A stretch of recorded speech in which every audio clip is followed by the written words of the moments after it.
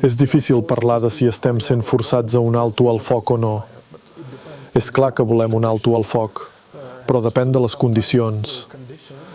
A vegades, les condicions que sentim als mitjans, d'alguns portaveus, de polítics importants del món, són del tipus simplement deixa de defensar-te, rendeix-te. Això no és un alto al foc. Realment és una manera d'escalar la guerra. L'alto al foc hauria de ser sobre donar garanties concretes, garanties de seguretat a Ucraïna. Potser també sobre mantenir la pau, enviar missions de manteniment de la pau a Ucraïna. Si veiem missions de manteniment de la pau de la Unió Europea, de la Xina, dels Estats Units, del Regne Unit o de Turquia, amb tropes al Donbass, llavors seria més realista.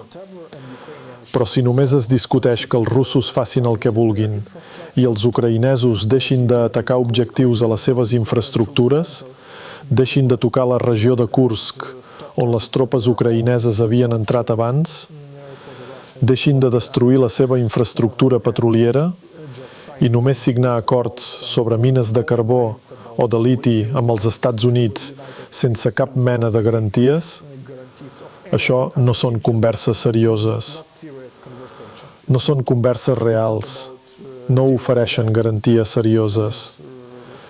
I aquells que diuen que els ucraïnesos són els qui escalen la guerra, crec que és hipocresia.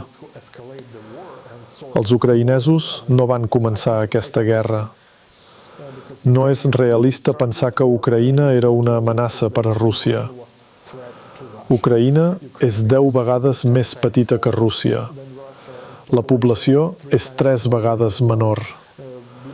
Mai no hem tingut una força militar tan seriosa com la que tenim ara, perquè l'hem hagut de desenvolupar, fer créixer, establir producció massiva de drons i altres equips. Crec que tots els ucraïnesos esperen un acord de pau o un alto al foc, però hauria de ser just. Els interessos de les dues parts han de ser considerats.